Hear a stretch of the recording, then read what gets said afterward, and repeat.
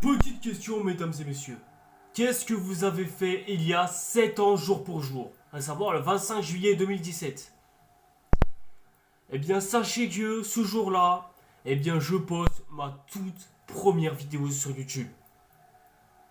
Ouais, je sais que je pose souvent ce genre de questions à chaque fois, même à chaque anniversaire de ma chaîne YouTube, mais voilà, à chaque fois je demande, mais vous répondez jamais. Du coup, je me permets de le... Bonsoir, bonsoir, bonjour, tout le monde, c'est Satire, et au monde, c'est Satire. Ça s'appelle du cash. Aïe, aïe, aïe, aïe, aïe. Ah, il y a un problème là. Je comprends pas. Oui, c'est vrai, j'en rajoute comme quoi, ouais, je suis pas content parce que je voulais ci, ça, machin, nanana. Pourquoi tu es con? Je te pose la question. Et donc, bonsoir et bonjour à toutes et à tous, c'est Red Satire. Et aujourd'hui, bon bah je pense que vous en avez l'habitude, cette fois c'est 7 années consécutives consacrées à ma chaîne YouTube. Et ouais, je sais que ça fait beaucoup, je sais que c'est énorme, je sais que ça fait beaucoup d'abonnés de gagner depuis mes débuts de ma chaîne YouTube, mais surtout, ça fait beaucoup de vues cumulées en l'espace de 7 ans. Et comme malheureusement, je n'ai toujours pas les moyens de pouvoir me faire une petite FAQ, parce que bon, vous êtes peu nombreux, hein, sachez-le, déjà que vous m'envoyez pas beaucoup de commentaires dans certaines vidéos, alors là... Et je me suis dit que vous deviez certainement beaucoup vous poser la question, à savoir... Mais comment est-ce qu'il fait pour faire des vidéos aussi qualitatives, aussi... Comment est-ce qu'il fait pour toucher du doigt sur le chef-d'œuvre de ces petites mains comme ça, là, toutes mignonnes, avec un simple petit téléphone portable? Et j'irais même jusqu'à dire, comment est-ce qu'il puisse prétendre certains youtubeurs cinéma, alors que ce dernier n'a aucune légitimité à ce sujet, et déjà qu'il a très peu d'abonnés, et surtout très peu de succès d'estime commercial. Je me demande exactement comment est-ce qu'il peut se prétendre aussi grand youtubeur que ce qu'il prétend lui-même. Et pour la simple et bonne raison que... peu importe le domaine dans lequel vous emploierez, peu importe le domaine quoi, vous aurez toujours une seule chose d'indispensable.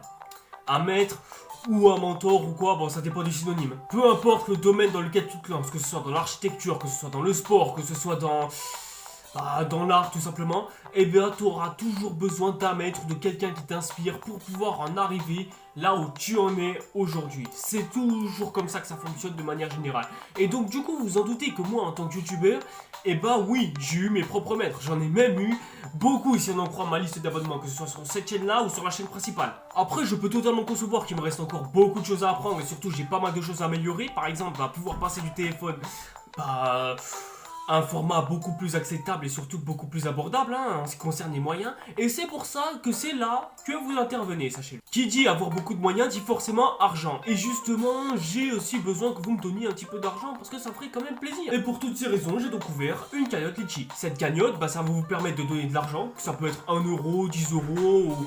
Voilà, ça va dépendre juste de vos moyens tout simplement. Et grâce à cet argent, je vais pouvoir justement avoir les moyens de m'inscrire dans une école privée spécialisée dans le montage vidéo. Et ainsi, grâce à ça, je pourrai non seulement acquérir plus de bases, plus de moyens et surtout beaucoup plus de techniques et de skills pour pouvoir faire des vidéos ultra qualitatives qui sont pépitales tout simplement. Peut-être même qu'à l'avenir, je pourrais ouvrir une chaîne Twitch.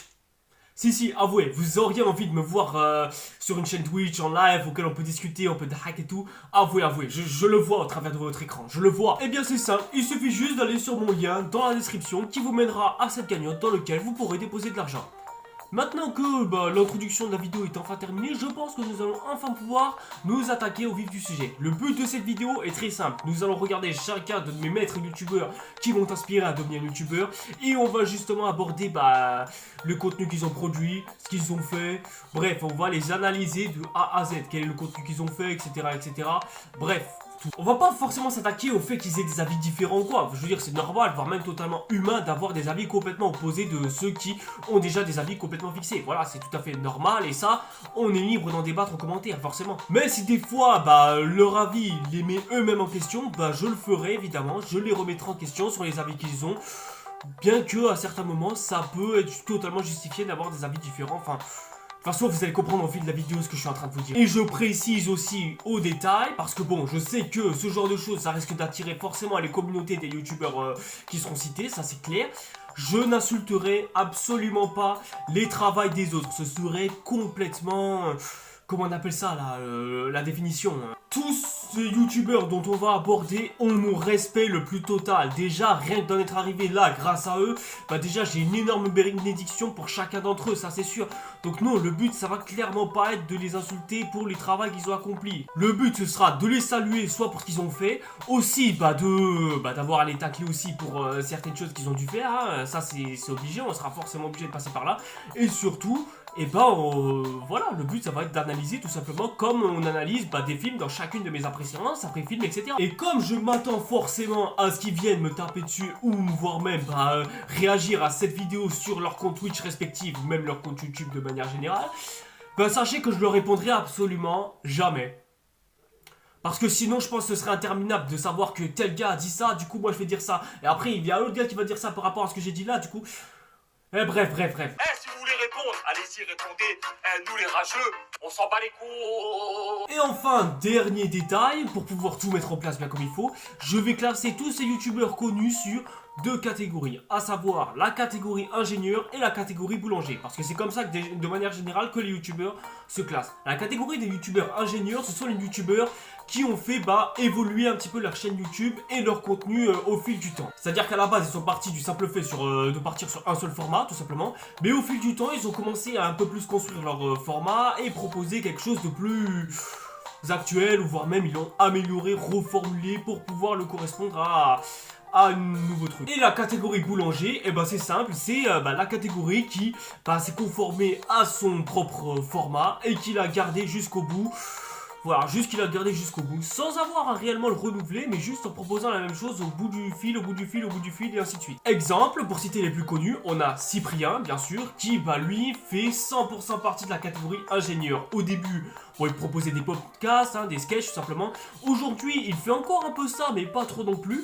Mais il se concentre plus sur ses courts-métrages, sur ses nouveaux projets, etc., etc. On peut clairement le ranger dans la catégorie ingénieur parce qu'il a fait évoluer son format au fil du temps, tout en proposant aussi ses séries vidéo telles que les pubs versus la vie, les réunions, etc., etc. Mais quand on regarde des youtubeurs comme le JDG par exemple, d'ailleurs c'est lui qui a démocratisé ce terme via cette phrase par exemple. De jeux vidéo avec le joueur du grenier. Mec, ça fait 10 ans qu'il fait toujours le même concept. Wow. Déjà, c'est 13 ans pour commencer. Et ensuite, oui, c'est ça le mieux. C'est de prendre un bon concept et de l'améliorer d'année en année. Quand tu vas à la boulangerie, t'as envie d'acheter une baguette, t'as pas envie que ton boulanger s'en à la chanson. Eh bien, elle appartient à cette catégorie pour la simple et bonne raison que, il teste toujours des vieux jeux enfermés dans son grenier. D'où le nom joueur du grenier, tout simplement. C'est-à-dire que le gars, certes, il a fait évoluer sa formule. On pourrait presque le ranger dans la catégorie ingénieur. Mais au fond, sa formule n'a pas réellement changé. Elle est même quasiment la même que celle qu'il proposait au début il y a 15 ans. Du coup, on peut quasiment le ranger, lui, dans la catégorie boulanger. Et avec cette analyse, vous devez vous dire que je suis de la catégorie ingénieur, enfoiré. Ah, tu t'attendais à quoi? Ah ouais, à la base, je partais juste d'un simple let's play sur Clash Royale. Puis ensuite, j'ai renouvelé ça avec des après-séances, des après-films et tout ça. Et puis, je propose de nouveaux formats comme ça à droite à gauche au fil du temps. Si, je suis de la catégorie ingénieur. Je peux faire boulanger à certains moments, mais je fais ingénieur à certains moments. Ça veut complètement rien dire, mais bon, je vous invite à me classer parmi ces deux catégories en commentaire. Bon, je vous avoue que là, une intro de 7 minutes, ça fait long, même 8 minutes en lançant montage, mais bref. Mais si on commençait, comme ça au moins on en finit. On commence avec ceux qui m'ont carrément inspiré le thème du cinéma, à savoir, les cousins font leur cinéma, composé de David, a.k.a. The Film Talker, et Dirty Tommy, a.k.a. Ouais, Dirty Tommy, en fait, il s'appelle Tom, d'où le nom Tommy. Dirty, c'est en rapport avec un film, je sais plus quoi. De tous les youtubeurs qu'on va aborder, ce sont les plus vieux. En termes d'âge, je parle. C'est-à-dire que ce sont eux les plus anciens, au point que les gars, ils ont mentionné dans une de leurs vidéos qu'ils allaient chez leur grand-mère pour jouer avec leur figurine Star Wars et tout ça, à l'époque où la trilogie originale sortait. Donc pour vous dire, les gars, ils ont de la bouteille en termes de culture cinématographique. Rien qu'à leurs armoires, voilà, tu dis que les gars, ils sont pas là pour rigoler. Quand on regarde leur format, à savoir des critiques de films, tout ce qu'il y a de plus simple, tout ce qu'il y a de plus banal, tout ce qu'il y a de plus classique, ouais, on peut quasiment les ranger tous les deux dans la catégorie boulanger. Ils ont commencé à se mettre sur YouTube à partir de 2016, ou peut-être 2015, je sais plus, je crois que c'est 2015, 2016, je sais plus, mais je crois, ouais, c'est 2016, ouais, il me semble. Et moi, de mon côté, j'ai commencé à découvrir leur chaîne YouTube. Alors franchement, je ne saurais dire exactement avec quelle vidéo. Si c'était avec la vidéo sur l'histoire de la planète des singes, ou si c'était peut-être avec la critique Valérian et planète des singes suprématie. Mais en tout cas, Ouais, je crois que c'est comme ça que j'ai commencé à les connaître et que petit à petit j'ai commencé à nouer une certaine affection vis-à-vis de leurs vidéos. Faut savoir que j'ai commencé à les découvrir aux alentours des 2017-2018, je ne saurais vous dire, franchement je me sens perdu à ce sujet. Mais voilà, c'est pile à ce moment-là où je commence à les découvrir. C'est-à-dire à ce moment-là, j'avais déjà inauguré ma chaîne YouTube, je commençais à poster 2-3 vidéos. Mais surtout le détail le plus important, c'est que je savais pas du tout de quoi est-ce que je voulais parler. Est-ce que je voulais faire des pranks, des let's play sur Clash Royale, peut-être même d'autres jeux vidéo. Est-ce que je voulais faire une chaîne YouTube ciné, bref, je savais pas du tout où je voulais aller. Bah ces deux-là, ils m'ont aidé à me faire ce choix. Faire des vidéos cinéma.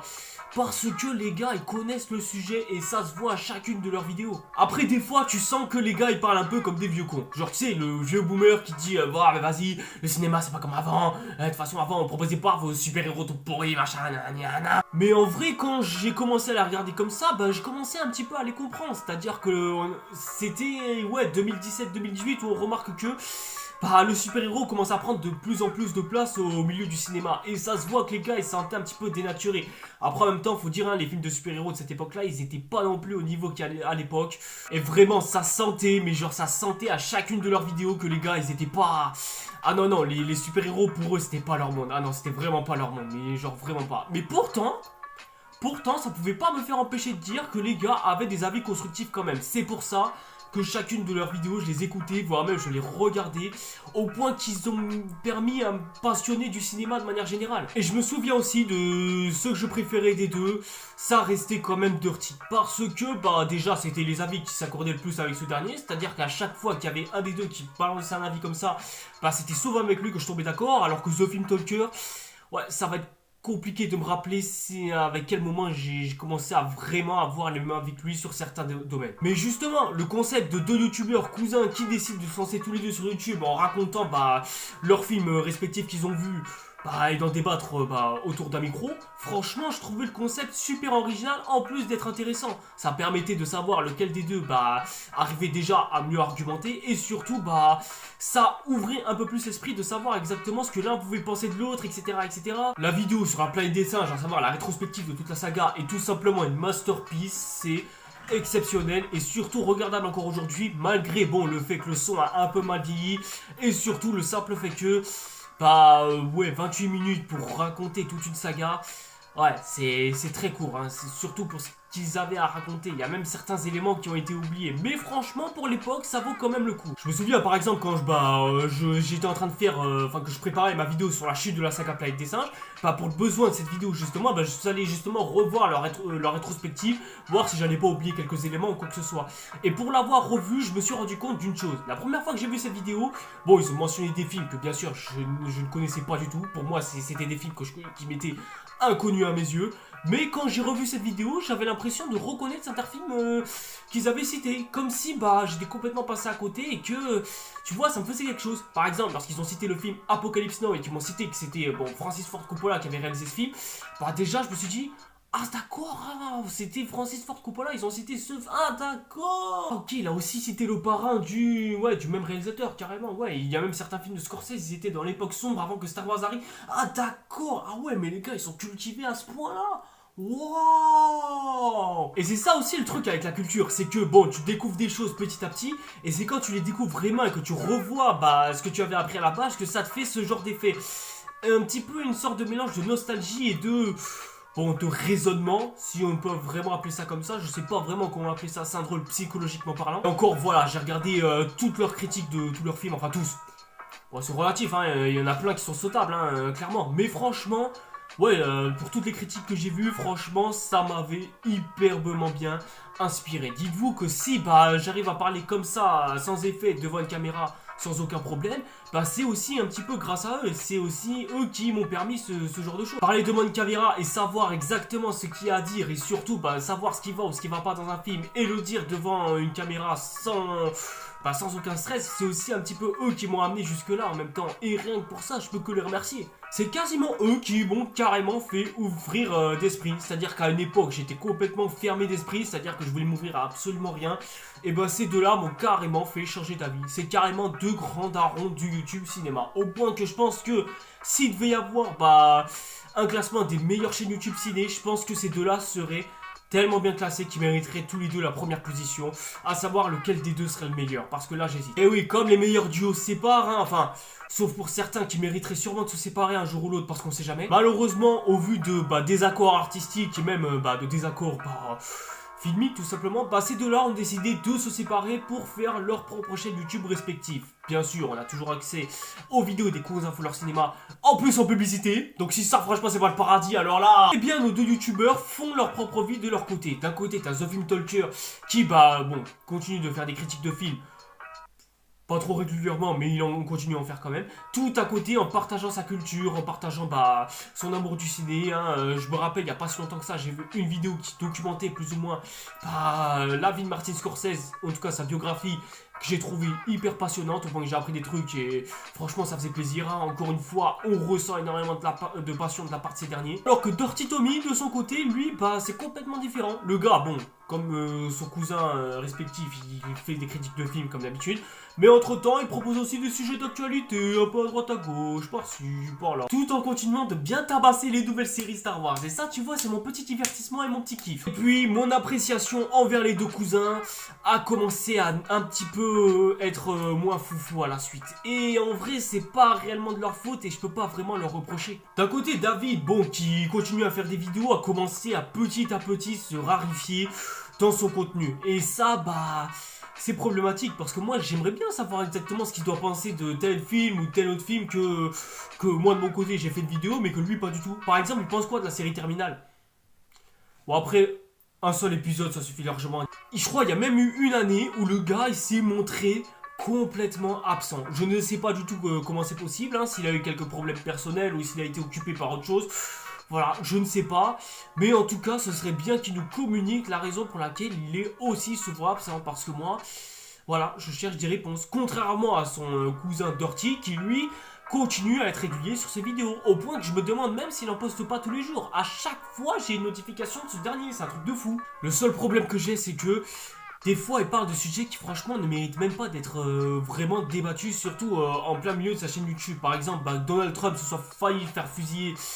Bon, moi perso je m'en fous un peu, surtout on est hors contexte de ce que la chaîne YouTube doit parler. On attend encore son top 10 des années 80, hein. Là il vient de sortir la version 84, là on attend encore 85 et les suivants. Aussi le fait qu'il déverse sa haine envers Barbie, les premières fois c'est drôle, mais au bout d'un moment je trouve que ça fait un peu trop, hein. Je pense peut-être au bout d'un moment, voilà, c'est bien de taper sur un film, mais là c'est de la surenchère pour rien, frère, arrête, calme-toi. Alors bien sûr, certaines de ces critiques sont forcément à regarder avec plaisir, mais si c'est aussi recevoir des notifications au bout d'un moment pour une vidéo qui parle de telle actualité, de grave qui s'est passé, moi t'as vu, personnellement je m'en fous un peu, ça m'intéresse pas en fait. Et surtout je vais pas leur reprocher le simple fait de toujours proposer la même chose sans avoir à innover ou quoi que ce soit. Après tout, ils appartiennent encore à la catégorie de youtubeurs boulangers, comme j'ai cité en début de vidéo. Donc franchement ce serait con de leur dire d'évoluer tout simplement, alors que leur format les oblige à rester dans ce même format sans avoir vraiment à le changer. Malgré tout, je ne peux que me dire que je continuerai malgré tout à regarder leurs vidéos parce que ils m'apporteront toujours cette petite notion de culture à chaque fois dont j'ai besoin. Parce que les playlists des années 80 que Dirty nous balance, ça m'a donné envie de encore plus m'intéresser au cinéma qu'avant. Il m'a donné des pépites à regarder dans ma watchlist. Et je sais que ma watchlist est énorme. Et ouais, j'ai beaucoup de boulot. Et surtout, faudrait les retrouver ces films. Parce que des films vieux des années 80, bon courage pour les retrouver, ma gueule. Bon courage. Et du côté de Talker, on espère que tu sortiras de vidéos plus régulièrement à l'avenir, mais si c'est pas le cas, tant pis. Voilà. J'aurais très bien pu me dire que je me limitais qu'à eux, c'est-à-dire en tant que maître ou même en tant que juge cinématographique ou quoi, j'aurais pu me limiter qu'à eux. Mais entre-temps, ils ont rejoint une fratrie que l'on appelle le CCU pour Critique Cinématique Universe. Et en tout cas, en termes de youtubeurs, croyez-moi que j'étais bien fourni et j'ai même découvert certaines pépites et d'autres pépites. Beaucoup de youtubeurs sont passés par le CCU, mais ici-bas, je n'en ai pris que 3 de plus. Voilà, c'est pas grand chose, mais c'est déjà pas mal. Hein. On va commencer par celui que j'aime le moins, à savoir Critique Masqué, qui s'est démasqué entre-temps en 2019, qui s'est appelé Critique de Zoltan, et entre-temps, il a encore rechangé pour ensuite s'appeler Zoltan. Là, on espère que c'est définitif. Alors oui, je peux totalement concevoir que ce masque-là pourrait vous évoquer autre chose d'assez particulier, si vous voyez ce que je veux dire. J'ai pas vraiment été initiée par quelqu'un qui était à proprement parler dans le BDSM, mais c'était en soirée chez un ami. Il m'a révélé qu'il adorait tout ce qui était au niveau du fétichisme des talons hauts. Mais sinon, à part ça, le masque de Zoro, j'ai trouvé stylé. Et c'est le seul critère qui sera plutôt intéressant à aborder de la part de Critique Masqué. Parce que bon, Critique Masqué... Bon, je pense que de tous les youtubeurs dont on va citer, le gars, il a eu le niveau le plus bas. Quand je dis le plus bas, c'est... Tu peux pas faire plus bas qu'il soit. Quand tu vas au fin fond de sa chaîne YouTube et que tu regardes ses vidéos les plus anciennes, bah ça parle de affiches de films. Le gars va te faire des critiques de films sur leurs affiches, pas sur le film de manière générale. Et donc là, bah voilà, on a une affiche typique des affiches Marvel, donc celle-là, qui a donc les héros du film, à côté des uns des autres, avec leurs armes. Vous pouvez voir, c'est la même que dans Avengers, sauf que c'est pas les Avengers, c'est les Gardiens de la Galaxie à la place, et c'est pas à New York, c'est dans l'espace. C'est... Non, c'est un peu drôle, mais je sais pas comment je peux réagir d'autre en fait. Franchement, à part le faux raccord que j'ai à retenir des deux affiches entre Batman et Superman, franchement, je vois pas ce qu'il y a de notable dans ces films d'affiches. Je crois que le gars, il a voulu lancer une tendance ou une mode. Mais bon, malheureusement, ou peut-être même heureusement d'ailleurs, c'est devenu ni l'un ni l'autre. Parce que bon, s'attarder sur l'affiche du film, je trouve que c'est inintéressant. Hein. Sauf si vraiment à l'affiche, il y a des trucs particuliers à dire, ce que je fais d'ailleurs dans mes après-séances. Voilà. Mais le gars, il s'est rendu compte que son concept, il puait la merde. Et il s'est mis à faire des critiques comme tout le monde. Bon, juste en étant masqué, mais c'est déjà pas mal, c'est un plus, c'est un point de gagner. Mais franchement, j'aimais bien ces miniatures. Bon, sa miniature, c'est qu'une seule miniature et juste il change l'affiche en fond. Mais franchement, ça fait un plus et je trouve ça même original. Je trouve ça même dommage de ne pas l'avoir repris ou voire même que d'autres youtubeurs ne l'ont pas repris. Et si vous pensez réellement que je vais faire ça... En vrai, j'y pense un peu. J'ai failli vous dire non là sur le script, mais là non, j'y pense, mais peut-être je devrais peut-être redifférencier mes impressions après film un jour ou l'autre. Faudrait peut-être. Mais si je dis que Critique Masqué c'est sûrement la critique YouTube que j'aime le moins, bah c'est pour la simple et bonne raison que bah le gars il se place sur une chaise, il y a une affiche du film à côté, et ensuite il se met à blablater pendant quelques minutes. Si tu regardes la longueur de ses vidéos, bien sûr. Hein. Bon, après, son concept, il a que peu évolué. Par exemple, bah, quand il y a un nouvel opus de saga qui sort, bah, il se fait l'intégrale de la saga pour ensuite critiquer le film final. Ça, tu vois, je trouve ça original. Il a fait ça pour Fast and Furious, même pour les films Transformers. D'ailleurs, je suis content que le 4ème ait enfin été reupload de sa propre chaîne. Ouais, bon, dommage que j'ai toujours pas vu, mais voilà. Bon, je vous avoue que dit comme ça, on aurait très bien pu le classer dans la catégorie boulanger. Mais entre temps, j'ai l'impression qu'il a pris une catégorie ingénieur à la suite de tout ça. Aux alentours de 2019, il a commencé à nous sortir de ses vidéos. Il y a eu un step-up, je sais pas ce qui s'est passé. Le gars, il est intéressant, il est posé. Quand il parle de Hollywood qui va mourir, ou du prochain Joker, ou voire même de sa liste des meilleurs films du MCU, ou bah le voyage dans le temps de Captain America ou quoi. Franchement, c'est... passionnant. C'est comme si son arrivée dans le CCU, ça l'a presque transformé, comme s'il était devenu un autre homme. J'ai eu l'impression carrément de le redécouvrir. D'ailleurs, je crois que c'était pour ça qu'il a dû retirer son masque cette année-là. Ce qui est un peu dommage parce que je l'aimais bien en Zoro, hein, ça lui donne même une certaine classe. Mais voilà, c'est... En vrai, franchement, ça lui fait quelque chose. Ouais, c'est juste, ça retire juste un truc, une aura, je trouve. Mais après c'est son choix. Pas grand chose à dire de plus sur ce dernier, hein. J'ai vu récemment qu'il avait sorti pas mal d'autres vidéos entre temps, que je regarderai forcément avec plaisir, ça c'est sûr. J'ai même, parce que bon, il s'est assenté entre 2021 et revient en force là en 2024.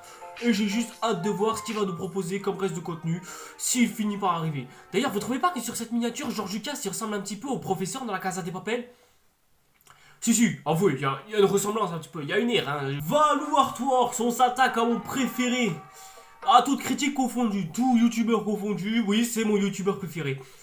RIP évidemment, on y vient. Balou a commencé en 2015 avec sa fameuse critique sur Jurassic World. Et au début, bon, on n'irait pas jusqu'à dire qu'on lui trouverait une unanimité, mais déjà, tu sentais quelque chose. Tu sentais qu'il y avait un petit truc, que le gars, il avait déjà chopé quelque chose. Le gars avait une certaine constructivité, mais surtout, il avait une prestance, une certaine classe déjà, avec son gel Viveldop fixation béton bien tacheté, avec sa petite beubare bien coiffée, bien ficelée, ou quoi que ce soit qui lui donnait certaines carrures vis-à-vis de son regard. Bref, tu sentais que le gars, il avait du charisme, rien qu'à l'idée de le voir poser devant l'écran de ta caméra. Ajoute à ça un humour bien rigolant, et t'obtiens le Valou Artworks que l'on connaît, qui, bah, peut se montrer sérieux à certains moments aussi. À une époque, on a ce associait souvent Valou à The Walking Dead tout simplement. Le gars était un archi-fan, c'était colossal, au point d'en avoir des figurines, carrément Lucy, la bas de Negan, que d'ailleurs moi aussi je possède. Voilà, elle est juste là. T'as vu, on en a même, c'est cool ça, c'est bien. Hein. J'aimais bien franchement les avis qui nous décortiquaient à chacune de ces vidéos, franchement c'était bien. Et entre temps, le gars il a su améliorer la mise en scène de ses critiques et de ses avis constructifs. Il est passé d'un youtubeur simple à un gars qui te met une ambiance déjà en musique de fond. D'ailleurs c'est lui qui m'a donné l'idée de mettre une musique de fond et qui est la musique la plus pourrie de tous les temps, hein. C'est pour ça d'ailleurs que je l'ai changé. Hein.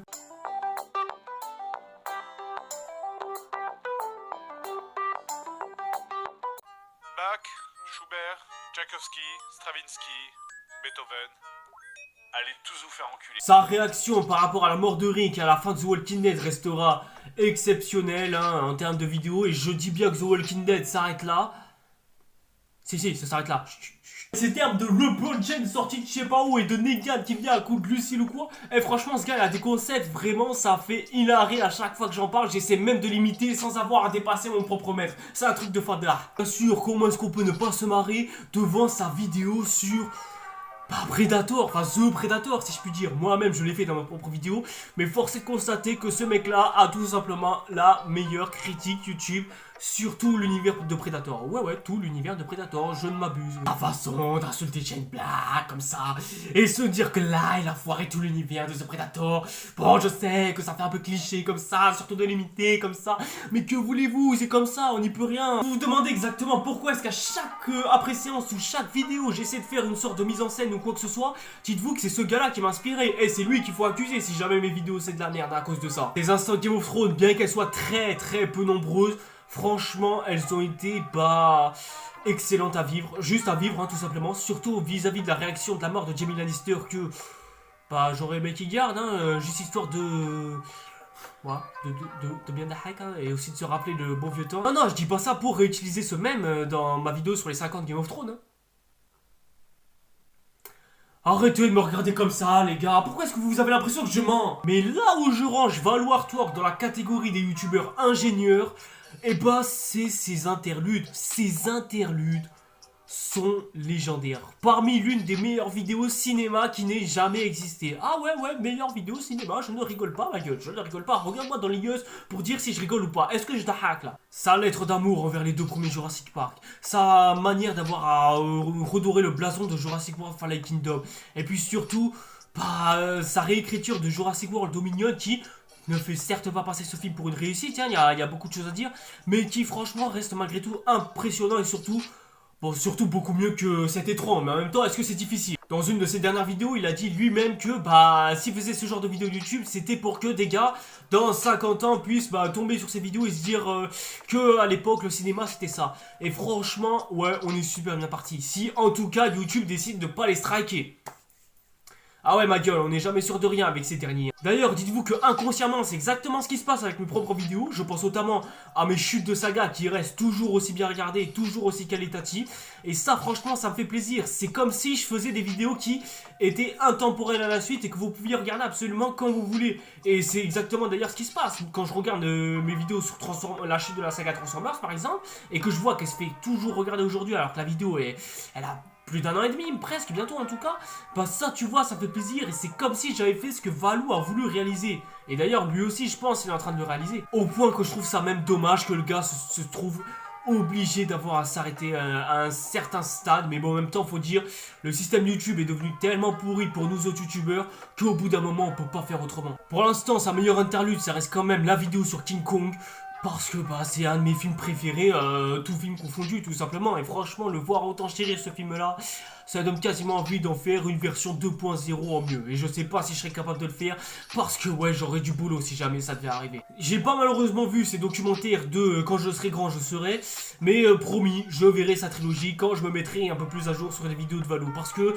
ouais, pour se mettre à jour sur sa vidéo, là, pour l'instant, dis-toi que c'est pas gagné, hein. Mais en tout cas, de tous les youtubeurs ciné, Valou est celui qui m'a le plus passionné.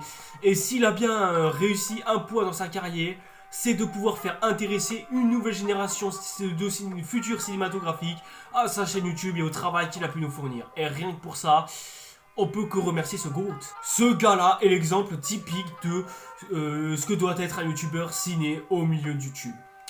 Contrairement au suivant, où ça va pas trop plaire à tout le monde ce que je vais dire. Reg et les gorillas. Le fameux roi des gorillas. Enfin, de la critique ciné en ce moment. Ouais, je dis bien en ce moment parce que le gars... Bon, bah je pense de tous les youtubeurs ciné, c'est sûrement celui qui est le plus influent et auquel on pense en tout premier. Alors déjà, on va éclaircir plusieurs points. Déjà, pour commencer, on va mettre un terme à toutes les polémiques qu'il a dû se manger. Que ce soit sur le simple fait qu'il ait voté Macron aux dernières élections, ou alors que ce dernier ait validé le vaccin alors que certains étaient contre ses idées, ou voire même qu'il aurait les pires avis sur toutes les sagas, tous les films et sur tous les sujets, enfin bref. On va pas s'attarder sur ça, ça m'intéresse pas. Hein. Moi, si je suis Reg et les gorillas, c'est pour la simple et bonne raison qu'il propose des critiques YouTube sur des films qui sortent en ce moment. Du coup, je ne vais pas le regarder pour ces quelques autres raisons, de telle manière, de telle chose, j'en perds mes mots. De toute façon, les gars, vous verrez qu'à certains moments, je suis aussi d'accord avec lui. Pas sur les autres trucs que j'ai cités, je parle de débat cinématographique, je parle. Le reste, non. Alors Reg, c'est un petit peu à l'image de la critique masquée. C'est-à-dire que le gars, il a commencé vraiment en étant très bas dans le classement. Genre, c'est-à-dire en étant, mais genre vraiment éclaté au sol. C'est-à-dire ces vidéos, je sais même pas si elles sont regardables aujourd'hui. J'ai pas le courage d'aller les regarder pour constater de mes propres yeux. Mais de tous les youtubeurs que l'on va aborder sur cette vidéo, Reg est celui qui a progressé le plus vite. Quand je dis le plus vite, c'est non seulement plus vite, mais surtout qui a vraiment le plus progressé. C'est-à-dire le gars il est parti d'hyper bas et vraiment il a step up de trucs de malade. Quand 2016 est arrivé, qu'il a sorti sa vidéo, le moment où Game of Thrones a perdu son charme. Alors non, petite rectification. En fait, ces séries de vidéos comme celle-ci, à savoir comment Game of Thrones a perdu son charme, ça a commencé bien avant. Faut savoir qu'en 2016, il commença déjà avec une vidéo sur Premier Contact, à savoir aussi qu'il continua avec la chute du héros de Logan par exemple. Et c'est à la fin de la saison 7 de Game of Thrones, soit en 2017, qui sorta cette vidéo, comment Game of Thrones a perdu son charme. Et c'est à partir de ce moment-là où je commence à accrocher à son délire. Voilà, des fois je me perds dans les chronologies, autant pour moi, vous pouvez reprendre cette vidéo de merde. C'est à partir de ce moment-là où je me suis dit que Reg, franchement, ça peut être bon. Et franchement, là, il y a un truc. Puis ensuite, il a sorti cette vidéo, je sais plus comment il s'appelle, genre, c'est des rétro-critiques, mais je suis pas sûr. Bon, de toute façon, vous verrez le nom devant vos yeux. Et à ce moment-là, j'irai pas jusqu'à dire qu'il sortait de Masterpiece sur Masterpiece, hein. On a déjà Valou en tant que Masterpiece, dis-toi. Non, mais le gars, il sortait des vidéos très honorables, très acceptables, au point de nous intéresser sur des sujets qui sont super intéressants à traiter. L'Arche d'Argent et l'Arche d'Or de Disney sont des classiques et sûrement les meilleures vidéos de toute sa chaîne YouTube, un jour. Sa vidéo sur Suicide Squad, même s'il y a des choses à dire, bah franchement j'ai trouvé excellente. D'ailleurs au passage, bon pour vous faire une petite anecdote, je préparais ma vidéo sur la chaîne de DC Comics récemment et je me suis souvenu que Reg avait un truc intéressant à dire sur la BO de Suicide Squad. Et bah j'avais l'idée de reprendre sa vidéo histoire de faire un peu comprendre mon propos. Et quand j'ai revu cette vidéo justement pour que je puisse reprendre l'extrait en particulier qu'il me fallait, je me suis rendu compte d'un truc. Reg est excellent en tant que youtubeur cinéma. Ça, c'est un truc de fou. À un moment, en plein début de vidéo, il laisse parler des extraits du film à sa place avant de pouvoir commencer à débiter tout ce qu'il avait à dire avec en fond une musique que je connais pas. Hein. Et il met en avant le principal défaut du film Suicide Squad. Et à savoir que la musique dans Suicide Squad est juste nulle à liège tout simplement. Et il explique d'une brève manière, très argumentée, très justifiée même, bref. Sa vidéo sur Suicide Squad et sa BO est tout simplement un classique, hein, tout simplement. En bref, Reg est un très grand youtubeur. Sauf que, vous vous en doutez, plus un gars finira par monter, plus la descente lui sera fatale. Eh oui, c'est là qu'on y arrive. Et ça commence à partir de 2019. 2019 où ça va à peu près. T'as vu, ça va encore un peu. Le gars, il propose un nouveau concept carrément sur fond vert, enfin, quasiment sur fond bleu, on peut le dire. Le gars, il a toujours la même prestance, toujours le même ton. Vous allez voir, ça va. Et en termes de miniature, bon, c'est classique, mais ça va, c'est bien. Pour l'instant, c'est original. On voit qu'il tente un truc ou quoi. Il y a juste un petit problème. Ces anciennes vidéos, bon, je dis pas qu'elles commencent à me manquer un peu, mais ça manquait de ça. C'est-à-dire, je parle de ces anciennes vidéos par rapport au fameux âge d'or de Disney, ces rétro-critiques, etc., etc. Puis, quand vient la fin de l'année 2019 et qu'il nous fait ces rétro-critiques de la prélogie Star Wars, à ce moment-là, j'ai commencé à trouver un petit problème. Il était petit, hein, dites-vous, mais dites-vous que ce problème, il allait commencer à s'agrandir. Parce que bien avant que la postologie ne commence, Reg avait déjà fait des rétro-critiques sur la prélogie Star Wars, justement, dans lequel bah il a dénoncé tout ce qui n'allait pas dans la prélogie Star Wars, ce qui me dissuadait d'aimer cette même prélogie justement. Je sais que certains vont énormément penser le contraire, mais dites-vous que la prélogie Star Wars, elle est pas ouf. Ah non, non, je vous jure qu'elle est vraiment pas ouf dans tous les termes. Les chorégraphies sont pas bien, la politique est sous-exploitée et surtout surutilisée, ce qui n'est pas sensiblement la même chose, sachez. Les acteurs ont du mal à... bah ont du mal, hein, tout simplement. Et puis surtout... Non, non, John Williams a fait sa meilleure BO de toute sa carrière. Ça par contre, je veux bien valider. Et puis surtout, on ne le répétera jamais assez, mais l'écriture est catastrophique. Tout simplement, l'écriture ne va tout simplement pas. Je développerai mon avis à ce sujet que bien plus tard, sachez-le. Mais dites-vous que, bah, quand tu regardes cette vidéo de la prélogie que Reg a faite, bah, en vrai, en vérité... Bah franchement ouais j'ai trouvé à la fois convaincant et puis surtout bah il avait le style qu'il avait utilisé dans sa vidéo sur Suicide Squad, ce qui bah allez franchement. Sauf que quand tu vas bah, revoir sa critique entre temps qu'il a fait sur la prélogie, et bah c'est là qui est tout le problème.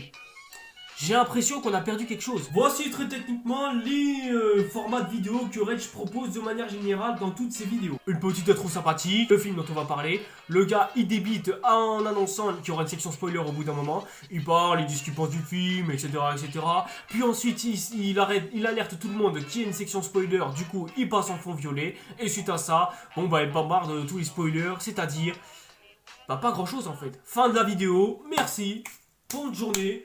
Au revoir. Ah et le petit supplément, bah t'as juste des petites affiches qui illustrent parfaitement ce qu'il dit. Par exemple, il va dire que Anakin fait machin, il y a une affiche d'Anakin juste à côté, avec Obi-Wan juste à côté derrière, et ainsi de suite, et ainsi de suite, et ainsi de suite. Résultat des courses, il n'y a plus du tout cette formule que l'on avait bah à une époque, aux alentours de 2016 et 2018, à savoir que la formule, à un moment donné, on l'a perdue, on sait plus du tout où est-ce qu'elle est. La formule... Ah bah faut aller en Formule 1 pour savoir où est-ce qu'elle est la Formule 1. Du coup Reg est passé de la catégorie du youtubeur ingénieur, ce qui était prodigieux surtout au vu de son niveau. Le gars il avait step up de fou en l'espace de 3 ans. Et là d'un coup il s'est mis à breakdown un peu plus en l'espace de 5 ans. Oui parce que vous voyez les vidéos de rétro de la prélogie que je vous ai citées tout à l'heure. Bah dites-vous que le gars il a répété cette formule pendant 5 ans. Et dites-vous qu'il la répète encore aujourd'hui.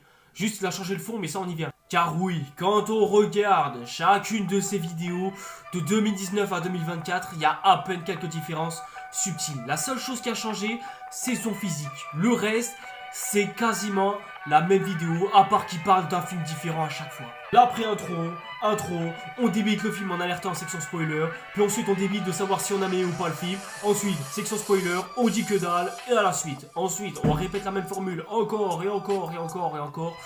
Bref, je crois que t'as capté au bout d'un moment. Et encore, en 2019, t'as vu? Ça passait encore. C'est-à-dire que le gars, il avait toujours cette prestance, bah, qu'il avait via le ton de sa voix, je préfère préciser.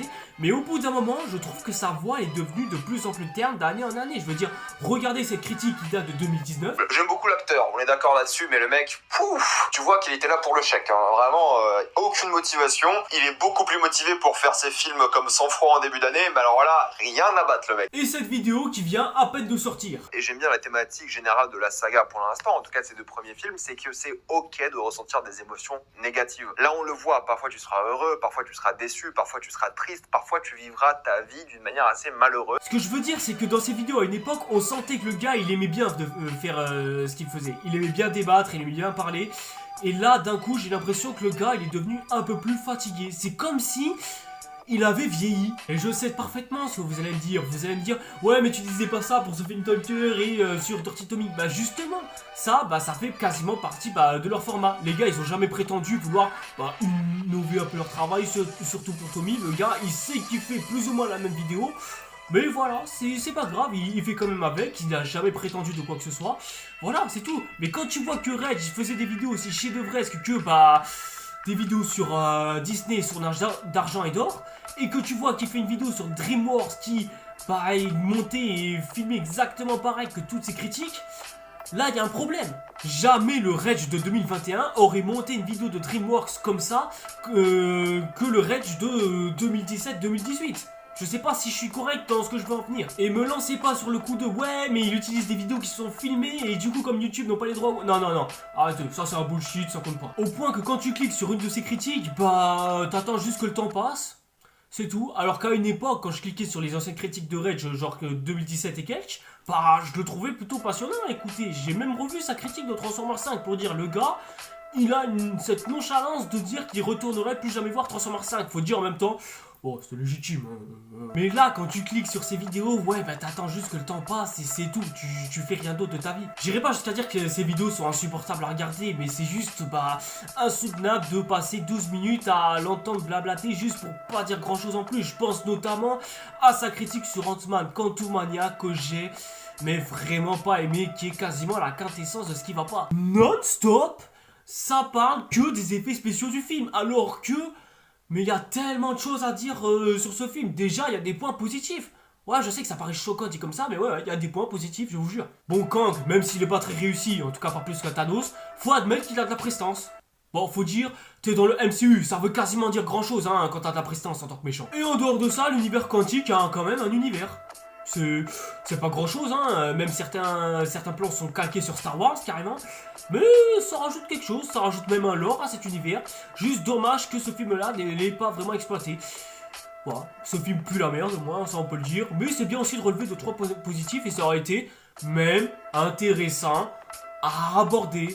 Mais non, au final on s'est attardé que sur les effets spéciaux du film qui étaient moches. Alors que bon, cette année... on a eu bien plus moche, t'inquiète pas pour ça. Et même certains avis, il y a des fois où je les comprends pas. Comment ça, Spider-Man 3 est le pire film Spider-Man? Sérieusement? Mais comment c'est possible? Et pourquoi? Je comprends pas. Les The Amazing Spider-Man qui savent pas du tout exactement quelle histoire est-ce qu'ils veulent raconter. T'as la trilogie Home qui ne sait pas du tout bah où est-ce qu'il va et qu'est-ce qu'il veut faire avec notre super humanoïde araignée préféré.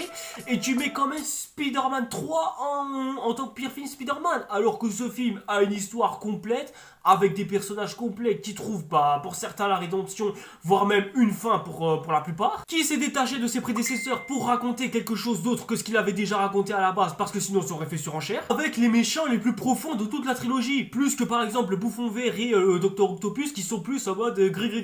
Bon...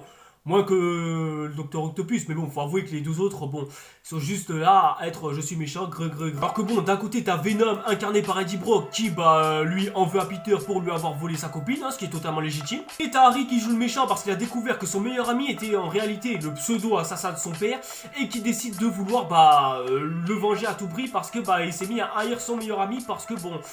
voilà, son majordome est un gros con. Le seul méchant que je trouve un peu raté dans ce film-là, ça reste l'homme sable. Mais bon, en même temps, pour ce que les producteurs lui ont laissé, c'est un peu dommage. Et lui aussi a une histoire intéressante, comme quoi Sam Raimi, il a fait un bien meilleur film que l'ensemble de la trilogie Home confondue. Ah non, là par contre tu peux pas tester. Là concrètement, comment est-ce que tu peux dire que Spider-Man 3 est moins bien que tous les films Spider-Man réunis? Je ne comprends pas, va falloir que me donner des explications claires, précises et logiques. Pas un coup de non mais c'est parce qu'on a caché Venom, t'as vu comme l'ont fait 95% des critiques de l'époque. Et surtout il faut aussi qu'on parle du flop 2023. Je veux dire, en 2023 on a eu plein de films vraiment catastrophiques, hein, je suis même le premier à le dire quasiment.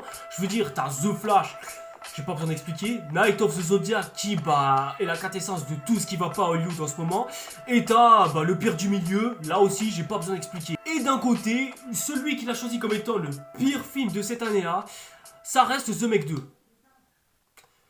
Alors les gars, je sais que je vais vous choquer, mais on savait pratiquement toutes et tous que ça allait être de la merde. Je suis sûr que même les producteurs se sont dit que ce film-là allait être de la merde, c'était obligé. C'est un film bonbon à popcorn qui te promet juste qu'il y aura un soi-disant combat entre un poulpe géant et un mégalodon. Et sinon, à part ça, il n'y a pas grand-chose. Avec des injustifications scénaristiques, avec des crocos lézards qui sortent de nulle part ou quoi. Franchement, on l'avait vu dès la bande-annonce, on savait très bien que ça allait être de la merde. Donc pourquoi mettre ce film-là en numéro 1 des pires films de l'année, alors que t'as plein d'exemples derrière, je comprends pas. Et non les gars, j'ai beau revoir, bah, que ce soit sa vidéo du flop de l'année ou sa vidéo où il cite ce film-là comme le pire de l'année, je cherche, mais non, j'arrive pas à trouver quelconque justification de la part de ce dernier. Non, je cherche, mais... Ah bah ouais, comme quoi la légende de avoir les pires avis, hein, ouais, effectivement, ça s'avérait trop vrai, semblerait-il. Hein. Mais cette année, en 2024, je ne sais pas pourquoi, mais j'ai l'impression que le gars, il a anticipé absolument tout ce que j'allais dire dans cette vidéo, à savoir le côté ultra répétitif de ces vidéos, etc. Voilà, enfin, qu'il essaie un petit peu de s'améliorer. Déjà, son format de nouvelles vidéos de plus d'1 heure, voire même 2 heures pour la plupart, c'est Bon, c'est plutôt pas mal, hein, son contenu est nouveau et ça fait du bien, un peu de nouveauté, ça fait plaisir. Mais ça aussi, je trouve que c'est un autre problème de Rage, qui fait des vidéos, des fois, juste pour soit surfer sur un bad buzz, comme avec Tom Holland qui joue Roméo avec une Juliette noire, ou le simple fait que les woke cachent au cinéma et qu'on met en énorme titre, juste histoire de donner envie aux gens de cliquer. Bah ça, tu vois, ça c'est pas trop le genre de choses que j'aime énormément. Genre utiliser un bad buzz ou un buzz ou quoi, juste pour en faire une vidéo derrière et surfer sur ce même buzz, tu vois. Il s'est même permis d'enlever son fond rouge et son fond bleu pour pouvoir mettre un nouveau fond plutôt stylé. Et ça, tu vois, c'est bien. Par contre, il y a juste un petit problème. Je sais que je vais faire le gars chiant ou quoi, mais c'est que je suis pas convaincu. Ouais, je sais que je fais le chien en mode chiant pour y gâter ou quoi que ce soit. Mais voilà, je m'y retrouve pas. Alors oui, certes, c'est pas mal, mais après, c'est pas aussi ça qui faisait le succès de tes anciennes vidéos, en fait. C'est pour ça qu'il y a un truc qui va pas. Parce que d'un côté, les miniatures sont les mêmes, et ça fait depuis plus de 5 ans que ce sont les mêmes. Au bout d'un moment, je pense qu'il faudrait peut-être les changer. Et c'est justement là qu'on va conclure sur, la chute programmée de Rage et les Gorillas. C'est que s'il y a bien un seul point sur lequel, ces vidéos sont plus du tout pertinentes, c'est qu'il y a déjà eu plein de nouvelles critiques YouTube qui sont soit apparues ou soit qui ont percé dans la sphère YouTube cinéma.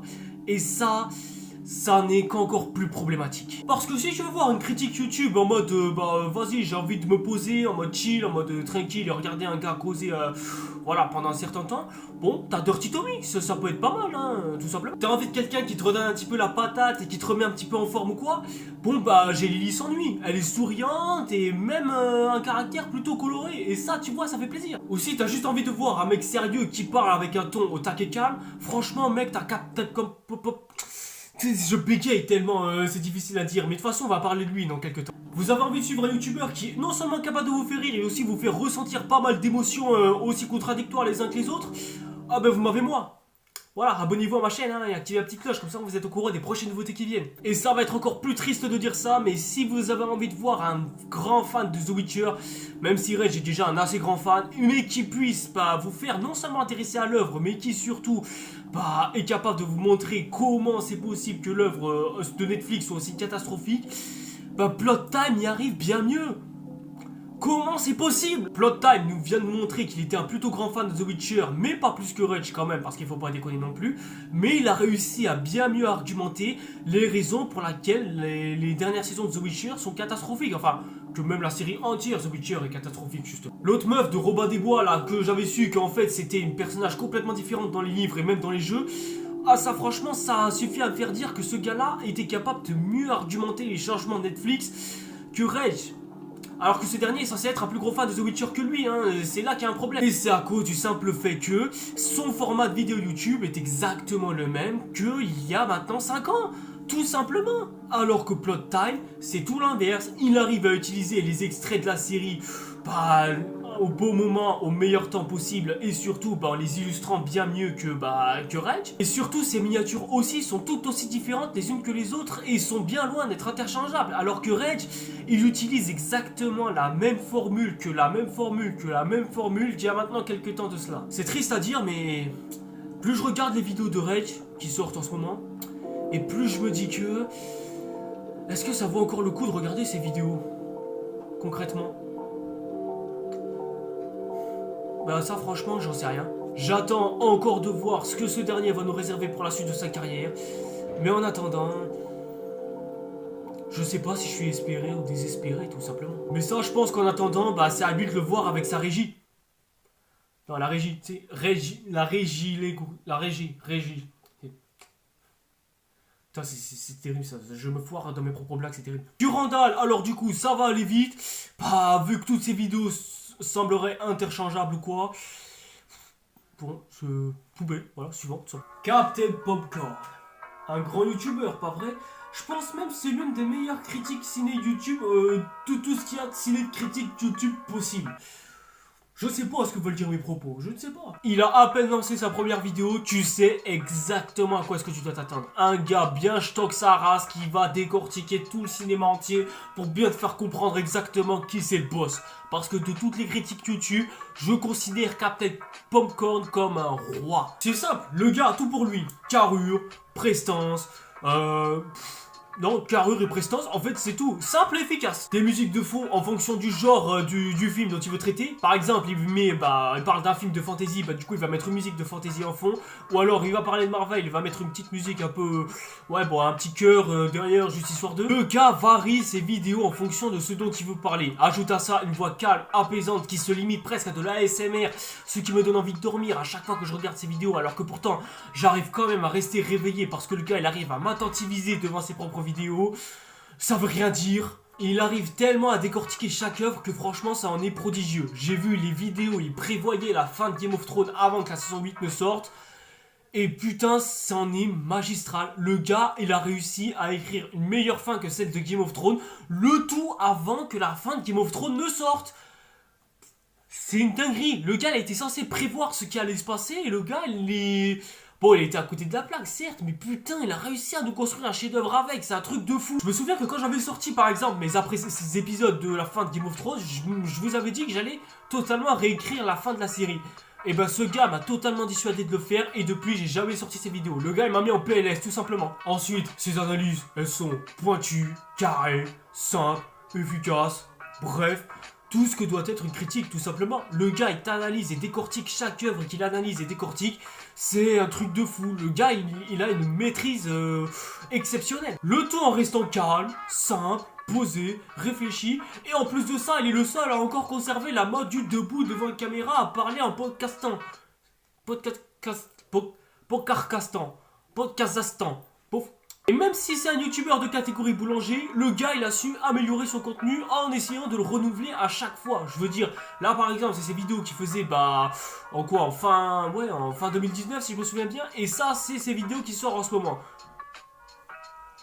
C'est inouï, c'est un truc de ouf. Le gars il fait des faux comme ça, c'est artistique à la limite. Bon les cousins font leur cinéma, désolé va falloir que vous passiez le médaille de première place, je lui donne à lui, hop, voilà, ça te va bien Le gars il est comme moi, ça va faire 7 ans cette année qu'il est là. Et pourtant ce dernier arrive toujours à non seulement avoir une formule similaire, tout en la renouvelant et en nous proposant la même chose mais qui soit tout aussi pertinent.